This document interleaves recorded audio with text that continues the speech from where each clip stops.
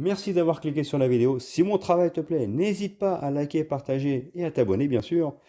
Et pour le reste, j'espère que la vidéo te plaira. A plus. Tout à tous, c'est Steli78, j'espère que vous allez bien. Ouais, j'ai couru, il fait beau. Et là je me suis dit, quoi de mieux que de vous faire cette vidéo qu'en pleine nature. Aujourd'hui je vais faire une première sur ma chaîne, je vais vous faire une review d'un pay-per-view de la WWE qui vient de se terminer. WrestleMania 40. En général, je vous ai déjà fait des vidéos de catch, mais c'était plus des biographies ou des histoires. Là, vraiment, je vais vous donner les résultats de WrestleMania. Alors, pour ceux qui ne l'ont pas vu, malheureusement, je vais spoil, donc je vous conseille de ne pas regarder la vidéo tout de suite.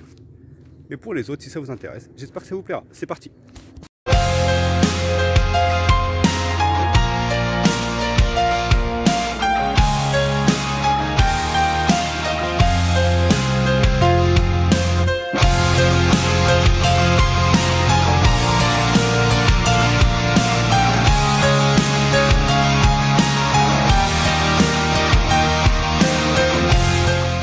Les amis, WrestleMania 40 a été pour moi une masterclass absolument incroyable. Et je voudrais saluer Triple H, qui est un génie incommensurable. La WWE est dans de très bonnes mains. Parce que ce pay-per-view a été pour moi exceptionnel. De là à dire que c'était le meilleur de tous les temps, je ne saurais pas répondre. Mais disons que j'ai vu les 40 WrestleMania. Je le mets facilement dans le top 5. Ce qui est déjà énorme. Top 5 des meilleurs WrestleMania. Il a été excellent. Le booking a été très bon. Triple H fait un travail excellent. Je voudrais également remercier et tirer mon gros coup de chapeau à The Rock et à Roman Reigns. Pour qu'un pay-per-view soit aussi bon, il fallait des antagonistes excellents qui soient concernés. Et The Rock et Roman Reigns ont joué leur rôle jusqu'au bout. C'est absolument exceptionnel. Saluons The Rock qui a décidé lui-même de devenir heel, donc méchant, afin de donner toute la saveur à ce pay-per-view et vraiment de pousser Cody Rhodes pour qu'il soit le héros absolu. Donc bravo The Rock, il a mis son ego de côté pour le bien de la fédération et pour que le pay-per-view soit mémorable. Roman Reigns, bravo aussi à lui, un règne incroyable de 3 ans et demi, 1316 jours en tant que champion, plus de 30 pay-per-view, plus de 30 combats où il a conservé son titre. C'est chapeau. Beaucoup vont me dire, je ne sais pas si c'est bien ou pas. Figurez-vous que c'est le 4e catcheur aujourd'hui dans l'histoire à avoir eu un règne aussi long. Le premier est Bruno Sammartino. Le deuxième c'était Bob Backlund. Le troisième, le légendaire Hulk Hogan, bien entendu. Et le 4e étant c'est Roman Reigns. Donc chapeau. Je tiens à le féliciter parce que c'était un grand champion, un super heel. Et à la fin, comment dirais-je? Je vous le dirai à la fin plutôt, parce qu'on va faire les choses dans l'ordre chronologique. On va commencer par la nuit 1. Alors, la nuit 1, je vais me poser un petit peu, parce que le marché, j'ai l'impression que ça tremble pendant que je parle. Je vais me poser là, un peu à l'ombre, parce que je vois rien du tout. Excusez-moi. Alors, c'est mieux par là, impeccable. Alors, la nuit 1 a démarré de la plus belle des manières avec le combat entre Becky Lynch et Rhea Ripley, qui est championne depuis plus d'1 an aussi. Ça a été un combat où ils se sont donnés coup pour coup, vraiment. Où aujourd'hui, il y en a beaucoup qui pensent que les matchs féminins sont juste là pour aller aux toilettes ou pour manger les pop-corn, pour aller chercher les sandwichs. Faux. Je vous conseille vraiment maintenant de regarder les matchs féminins de la WWE qui sont en termes d'intensité aussi bons que ceux des hommes, voire parfois plus intéressants. Et honnêtement, ce match a été pour moi une vraie masterclass. Il y a une vraie alchimie entre Rhea Ripley et Becky Lynch. Et ça a été un match excellent pour démarrer justement la nuit de WrestleMania. Donc Rhea Ripley qui conserve son titre après un match incroyable. Il faut saluer Becky Lynch qui a catché avec 39 de fièvre quand même. Et sur le terrain, sur le ring, ça ne s'est pas vu. Donc chapeau, elle a été professionnelle jusqu'au bout. Le deuxième match était le Six Pack Tag Team Match. Le Six Pack Tag Team Match était un match à plusieurs équipes. Avec 2 ceintures, enfin les ceintures des champions de SmackDown suspendues et les ceintures de Raw. Les tenants du titre, les doubles champions, étaient Judgment Day, composé de Finn Balor et Damien Priest, qui étaient du coup confrontés à Grayson Waller, Austin Theory, à Tommaso Ciampa et Johnny Gargano, à The Miz et R-Truth. Et l'autre, c'était qui déjà? Non, bon, Judgment Day, bien entendu. Je crois que c'est bon, ouais, je crois que c'est toutes les équipes, hein, c'est ça. Et donc au final, ça a été un combat mémorable avec... Ah, et The New Day, voilà, excusez-moi, j'ai oublié l'autre équipe. The New Day composé justement de Xavier Woods et Kofi Kingston. C'était absolument incroyable. On a eu des spots de fou. Les mecs, en fait, franchement, ont mis leur vie en jeu avec des gars qui sont tombés sur des tables, sont tombés du haut de l'échelle. C'était absolument incroyable. Ça partait de partout. C'était hyper soutenu. C'était fun à regarder. Et franchement, WrestleMania démarrait très bien. Après le match 1 qui était très bon et ce match 2, on a eu du coup 2 champions pour le coup. Je vous le dis tout de suite, hein, Judgment Day a perdu son titre, enfin a perdu ses titres. Dans un premier temps, les champions de SmackDown sont devenus Chaos Theory et Grayson Waller. Et par la suite, on a eu également beaucoup d'humour dans ce combat avec R-Truth qui a été plus rigolo que jamais. Franchement, c'était incroyable. Franchement, il y avait de quoi se marrer. Il y avait de tout dans ce combat, du fun, de l'humour, des cascades en voiture, voilà, des risques quand même assez inconsidérés juste pour plaire au public. Donc c'était quand même assez incroyable. Et donc du coup, c'est justement R-Truth et The Miz qui sont devenus champions de Raw. Et du coup, pour le coup, Judgment Day a perdu ses titres de champion par équipe. Le troisième match était du coup le combat entre père et fils, entre Rey Mysterio et Dominic Mysterio. Mais c'était des combats par équipe. Il y avait Rey Mysterio qui avait dans son équipe Andrade. Et Dominic Mysterio avait Santos Escobar. Donc du coup, c'était un match court mais intense.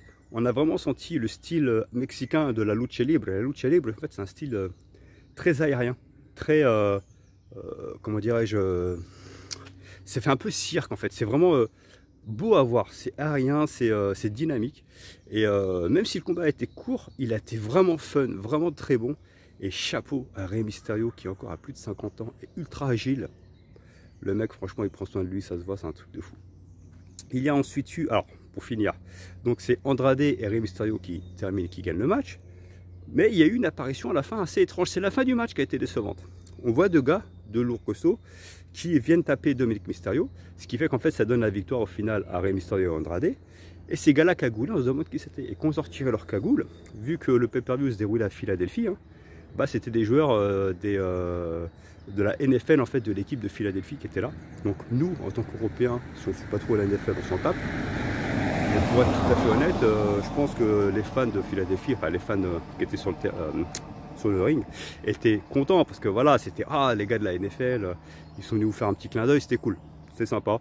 Après, même si sur la fin du match, j'ai trouvé ça décevant parce que du coup, ça a un peu occulté tout l'intérêt du match, parce que le match était vraiment très intéressant. Ensuite, en match numéro 4, il y a eu, si je ne m'abuse, il y a eu le match à 3 contre 3 féminin entre Jade Cargill, Bianca Belair et Naomi contre Damage Control. Bon, il n'y avait pas beaucoup d'intérêt à ce match. Alors, le match n'était pas si mal. C'était vraiment pour mettre en avant Cargill, parce que c'était son premier gros pay-per-view, en fait, elle qui est passée maintenant dans le roster principal. C'était ma foi intéressant, mais c'était couru d'avance, on savait déjà qui allait gagner. Et vu que c'était son premier pay-per-view, bah, il fallait la mettre en avant, et évidemment, c'est son équipe qui a gagné. Donc, c'était pas inintéressant, d'accord. Mais bon, voilà. Et avant ce match-là, j'ai complètement zappé, parce que pour moi, c'était la plus grosse déception de tout le WrestleMania, que ce soit nuit 1, nuit 2. C'était la bataille fratricide des Usos, Jey et Jimmy Uso. C'est un match que j'attendais énormément. Je me suis dit ça va être énorme parce qu'on a vu un légendaire Bret the Hitman Hart contre Owen Hart à WrestleMania à l'époque. Je crois que c'est WrestleMania 10. On avait eu WrestleMania, je crois que c'est 24 ou 25. Je me souviens plus, je crois que c'est 24 ou 25, je crois. Le match fratricide entre Jeff Hardy et Matt Hardy qui était bon aussi.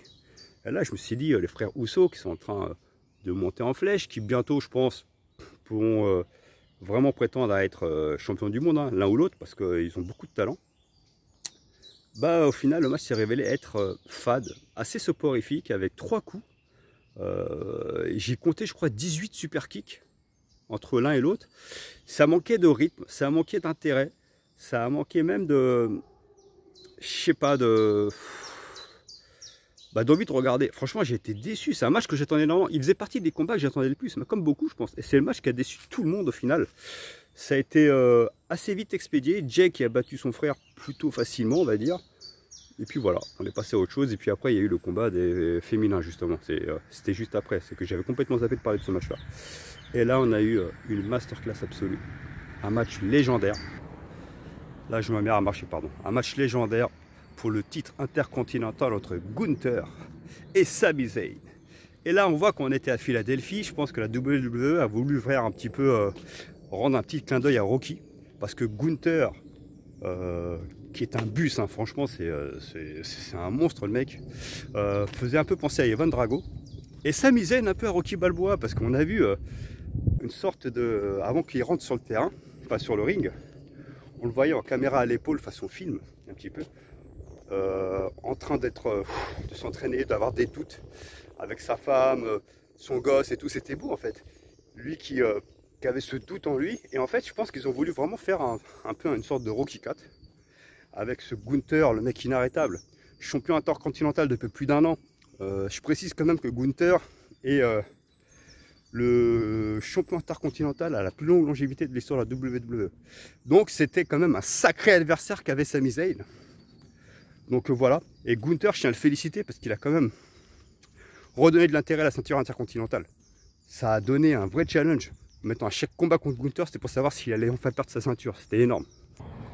Et donc on a Sami Zayn qui avait beaucoup de doutes. Et pendant le combat, c'était excellent parce que l'alchimie était parfaite entre Gunther, qui est un bus, qui paraissait inarrêtable, sûr de lui, et Sami Zayn qui en prenait plein la gueule, mais qui se relevait, un peu comme Rocky dans Rocky 4. Il se relevait, il mettait 2-3 coups, il se faisait allonger, mais il se relevait avec la ténacité, ce qui fait que le public était à fond derrière lui. Et à la fin, à la surprise générale, et avec beaucoup de joie, c'est Sami Zayn qui a réussi à vaincre Goliath, David contre Goliath, hein. Et Gunther a enfin perdu son titre intercontinental, mais franchement, quel règne de Gunther, encore félicitations. Et du coup, la victoire de Sami Zayn n'en est que plus belle, parce que c'est pas la première fois qu'il est champion intercontinental. Mais là, dans ces conditions, avec un Gunther qui était inarrêtable, ouais, ça a redonné de l'intérêt. Franchement, c'était magnifique. Donc Sami Zayn, nouveau champion intercontinental, il le mérite. C'était un super match. Et là, le clou du spectacle. Le main event, absolument légendaire. The Rock, the final boss, and the Roman Reigns, champion indisputé depuis 1316 jours, versus Seth Rollins, champion poids lourd de la WWE, aussi depuis pratiquement 1 an, hein, il faut l'admettre, 316 jours très exactement, donc c'est quand même à saluer. Et le challenger, le héros du peuple, le American Nightmare, Cody Rhodes, fils du légendaire Dusty Rhodes, décédé en 2015, et de Dustin Rhodes, alias Goldust, hein, qui était un catcheur aussi, un très bon catcheur à la WWE.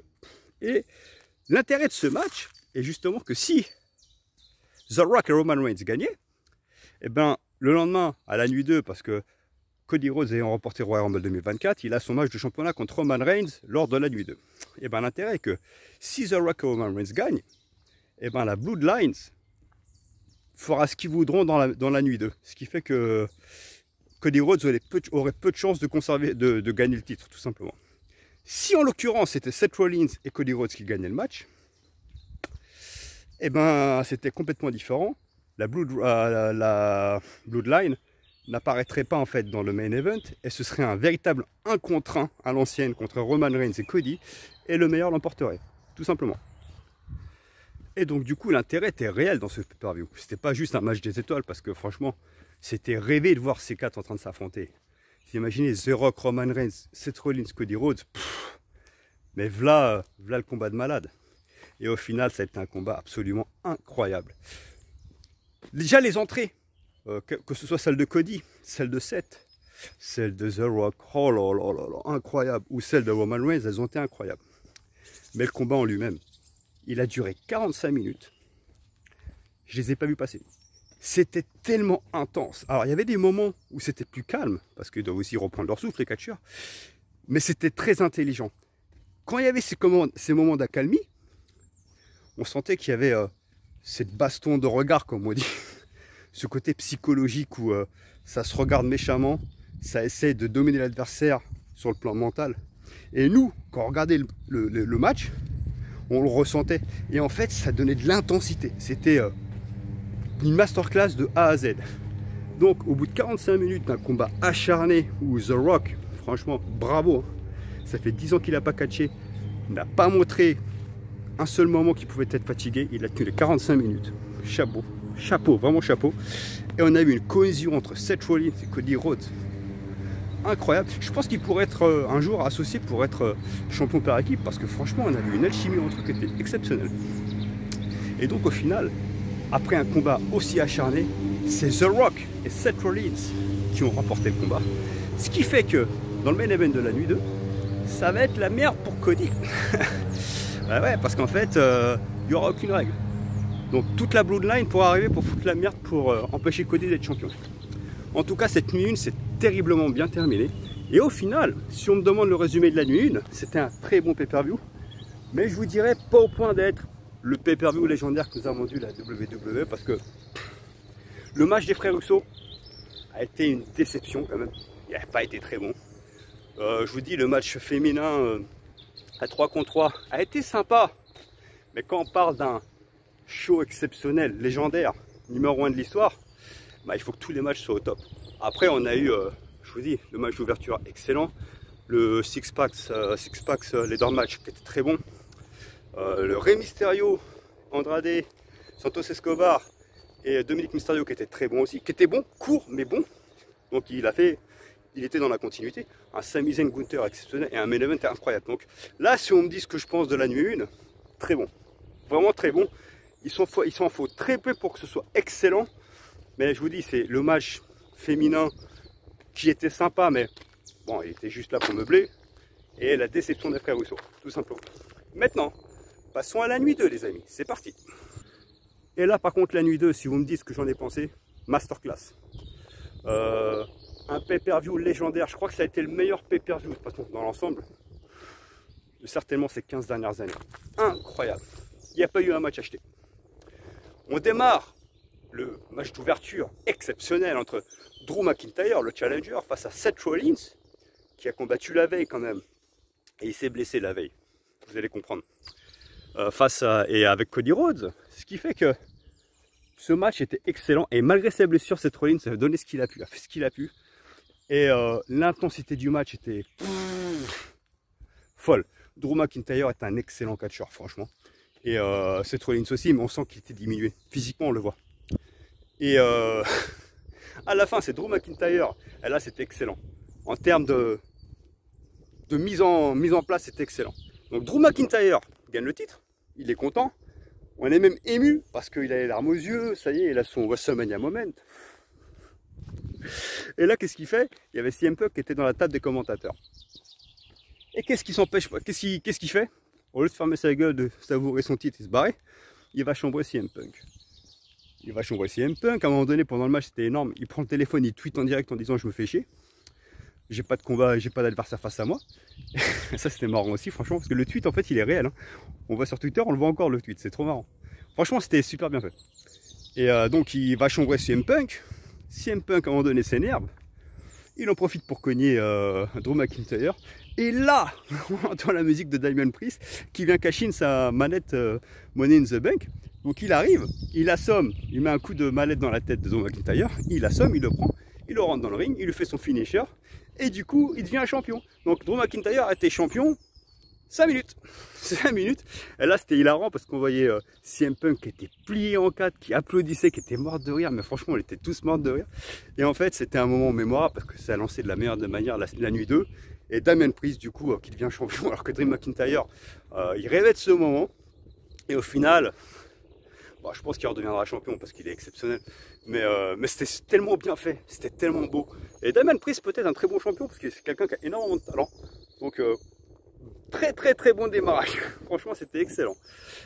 Ensuite, nous avons eu match 2, était encore un match à plusieurs. Donc, Bobby Lashley et Street Profits versus The Final Testament. Un match, franchement, que je n'attendais pas. Je me suis dit, oh, ça va être encore un match pour meubler, quoi, histoire d'eux. Pour que les gens aillent aux toilettes ou aillent chercher les sandwichs. Et au final, il était cool le match. En fait, il était plus amusant que ce que j'aurais pensé. En plus, quand on a vu Bubba Ray Dudley qui arrive en tant qu'arbitre spécial guest référé, je me suis dit, ah, si y a Bubba Ray Dudley, il va se passer quelque chose. Et franchement, ça a été un match, ça a été un bordel son nom de match, avec les mythiques tables des Dudley Boys justement. D'ailleurs, dont une qui a cassé avant même qu'il y ait une projection. En fait, elle était tellement légère qu'elle a cassé comme ça. Mais franchement, c'était un match agréable, c'était cool. Donc je tiens, même ce match-là auquel je ne m'attendais pas, et beaucoup ont pensé la même chose, bah, il était plutôt cool à regarder. Donc ce match-là, avec la victoire finale de Bobby Lashley et des Street Profits sur The Final Testament. Le troisième match, excellent aussi, on sent que la chimie était parfaite et je pense qu'il peut faire encore mieux. LA Knight, qui est en train vraiment de monter en puissance, et AJ Styles, vétéran du catch, qui avait été une légende de la TNA, qui à la WWE a été plusieurs fois champion aussi. Donc en fait le mec il n'a plus rien à prouver. Et en fait le match s'est avéré très très bon, technique. AJ Styles toujours aussi bon. LA Knight qui a montré qu'il avait du talent et qui pouvait tenir la dragée haute à un vétéran. Et qui pour le coup plus tard pourrait réellement catcher pour les main events parce que il a prouvé qu'il en était capable. Et je pense que tous les deux en ont gardé sous le pied. Un petit match retour à Backlash ce serait cool. Pour voir vraiment, pour pousser le bouchon encore plus loin. Et donc ce match était vraiment très bon pour moi. Et au final, c'est LA Knight qui a remporté le combat face à AJ Styles dans un combat vraiment rythmé, soutenu, avec des bonnes prises. Et pour le moment, sur ces 3 premiers combats, bah, c'est une masterclass. On est au-dessus de la nuit 1 tout simplement. Le 4e combat, je me suis dit, il va bien avoir un combat à un moment donné qui sera moins bon que les autres. Je vous le dis tout de suite, tous les combats ont été bons. Et c'est ça, c'est pour ça que je vous dis que c'est légendaire. Tous les combats ont été bons. Il n'y a pas eu un combat, tu dis ouais vas-y, je vais aux toilettes et je reviens. Non, en fait, tu étais tellement accroché que tu ne voulais pas regarder. Je précise quand même que le main event de la nuit 1, je l'ai vu 2 fois. Et le main event de la nuit 2, je l'ai vu 2 fois. Et j'ai également revu le match 1 2 fois. Parce que Drew McIntyre, ou alors plutôt la fin. La fin de Drew McIntyre, Seth Rollins m'a tellement fait marrer, j'ai vraiment trouvé excellente. En fait, j'ai re-regardé pour être honnête. Bon, là, je m'écarte. Excusez-moi. Donc là, du coup, on est passé à AJ Styles contre LA Knight. Maintenant, dans le 4e match, c'était pareil, un excellent match, très rythmé, avec vétéran, Randy Orton, bien entendu. Kevin Owens, qui est vraiment très bon. Et le gars le plus insupportable actuellement à la WWE, Logan Paul. Logan Paul est l'un des gars les plus détestés. Et au final, il joue tellement bien son rôle. Franchement, c'est un salaud fini. Mais il a un vrai talent. Et je pense, franchement, c'est bien qu'il soit resté champion. Oui, j'annonce tout de suite. Le match était excellent. Il y avait des retournements de situation, des coups de pute, façon Logan Paul. Randy Orton aussi a été pas mal sur ce point-là. Mais bon, avec Randy Orton, on a l'habitude. Il a trouvé à qui parler maintenant avec Logan Paul. Et il s'est dit, ah merde, le mec, il est comme moi quand j'étais plus jeune. Et au final, c'est Logan Paul sur un coup de pute, comme on dit justement, qui remporte le match. Et c'était vraiment excellent. Il n'y a pas eu un temps mort. Kevin Owens a été, comme d'habitude, très bon. Randy Orton, bah, de toute façon, maintenant, il est plus là pour kiffer, donc il s'en fout d'être champion ou pas. Il a juste envie de mettre en avant les autres. Et Logan Paul, qui, ouais, pour quelqu'un à la base qui est youtubeur, qui n'est pas catcheur, franchement, il a du talent. Il a de l'avenir. Et donc, il conserve son titre. US, pardon, parce que je n'ai même pas parlé que c'était pour la ceinture des États-Unis. Il conserve son titre des États-Unis. Donc ouais, ça commence à être pas mal. Ça commence à être pas mal. Maintenant, match 5. Et là, le match 5, à la base, je me suis dit, oh, on verra ce que ça va donner, hein, parce que la story a été pas assez poussée pour moi. Et au final, ça s'est révélé être une masterclass. Un combat de gladiateur entre Io Sky, justement la championne de la WWE, et Bayley qui a remporté le Royal Rumble 2024. C'était un match, à la base je m'en attendais à rien, et il y a eu des retournements de situation. Io Sky est vraiment une excellente catcheuse, très technique, avec des prises incroyables, et Bayley en fait qui joue sa partition, hein. Elle est plus physique, mais elle est également très technique. Et au final, à la fin, on a également eu un vrai hommage, mais comme d'hab, enfin, ça fait toujours plaisir de voir ça à WrestleMania, au regretté Macho Man Randy Savage, avec sa descente du coude, qu'a fait Bayley justement sur Io Sky. Et au final, on a vécu un moment intense, qui était pour moi du même niveau, limite que le match de la nuit 1 entre Becky Lynch et Rhea Ripley. On a eu vraiment les matchs féminins sont vraiment excellents. Je vous conseille vraiment aux réfracteurs de le regarder, je vous le dis encore. Il y a beaucoup cette image de ouais, mais les filles au catch, c'est pas ça. Non, non, c'est faux. Il y a parfois plus d'intensité, voire plus d'agressivité que les mecs. Et parfois, c'est même beaucoup plus technique. Il y a beaucoup plus de recherche dans les matchs féminins.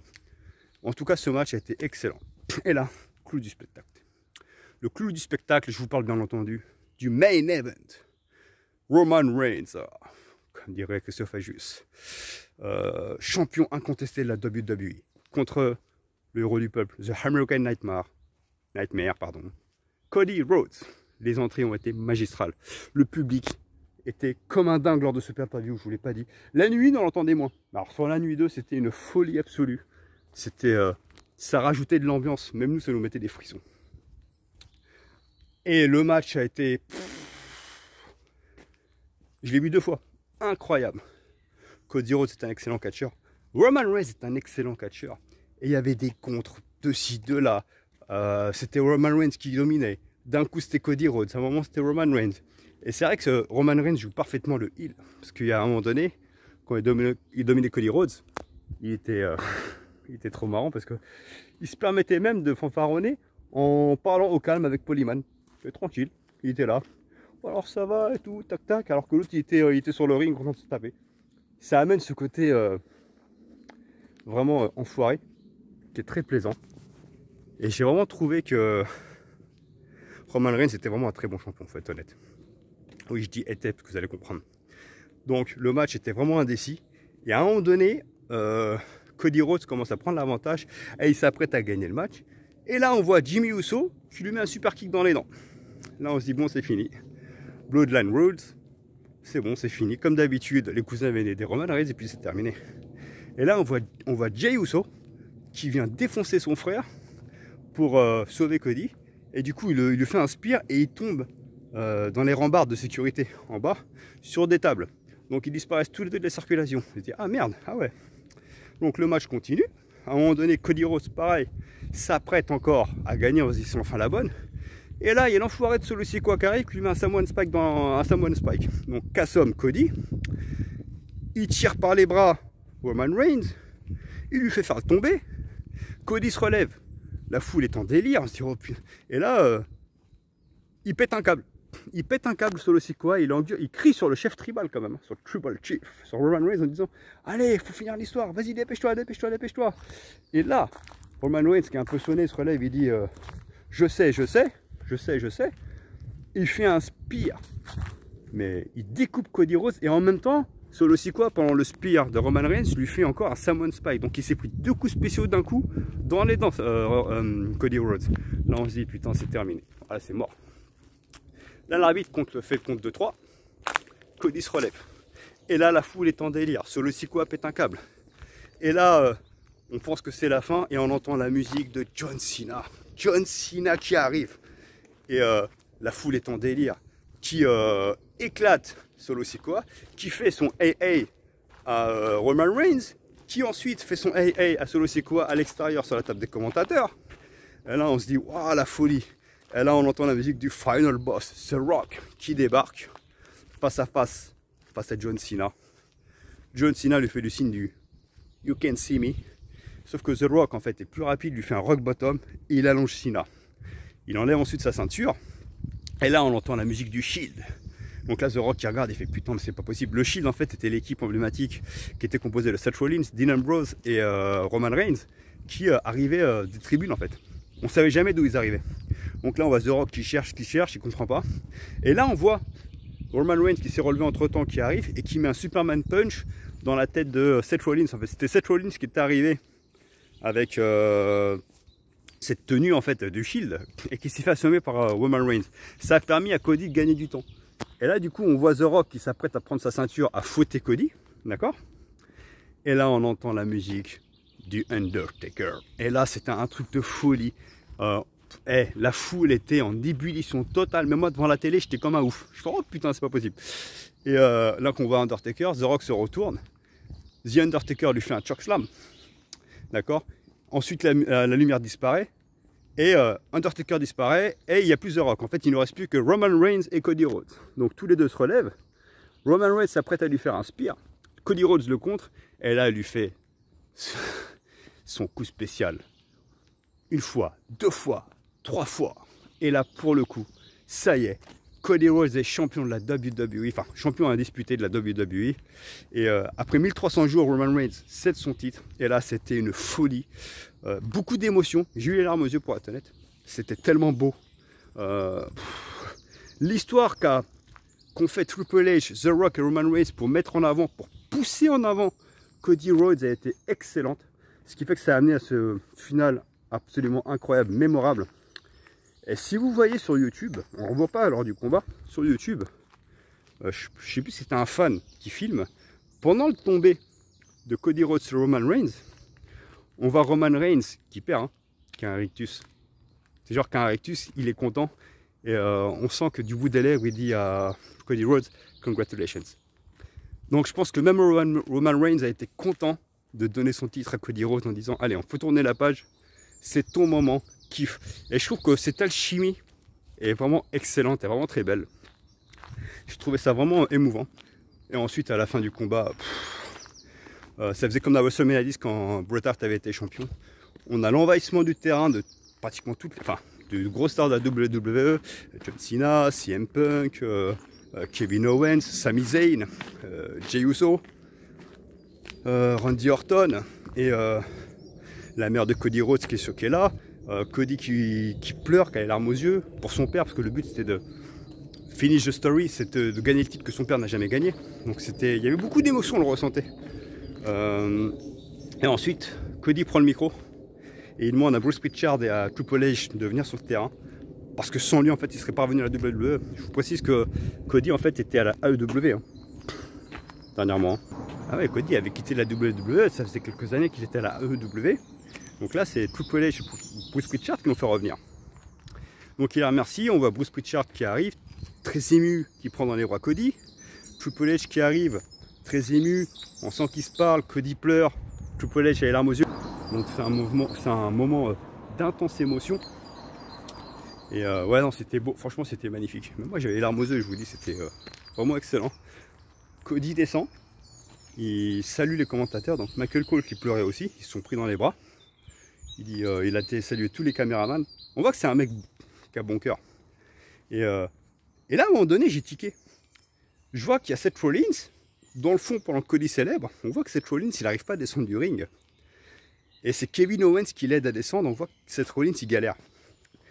Après, il se parle avec Cody, il se serre la main, il se parle et tout ça, il se salue.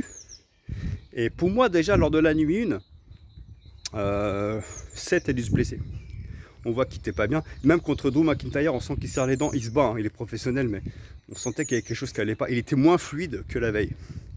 Et là, quand il est arrivé, vu qu'il s'est pris direct un Superman Punch, à mon avis, il ne pouvait pas faire mieux. Parce que... je vous dis, c'est Kevin Owens qui l'a aidé à marcher. Il prenait en fait Seth Rollins dans les bras, il le tenait pour l'aider à marcher. Je pense qu'il s'est blessé le pauvre. Donc voilà, mais c'était un pay-per-view magistral d'anthologie. Le meilleur de tous les temps, je ne sais pas, mais au moins dans le top 5. En tout cas, c'était un WrestleMania exceptionnel avec un superbe champion. Ça faisait longtemps qu'il n'y avait pas une pop comme ça pour un champion. Et à l'unanimité, toute la foule était en délire. Je vous conseille de regarder ce WrestleMania qui était... magistral. Les fans de catch vont kiffer. Et même si à la base qui ne connaissent pas le catch, qui veulent commencer le catch ou à s'intéresser au catch, si vous commencez par WrestleMania 40, vous allez être enchanté. Voilà tout. J'espère que ça vous a plu les amis. Likez, partagez, abonnez-vous. Ciao.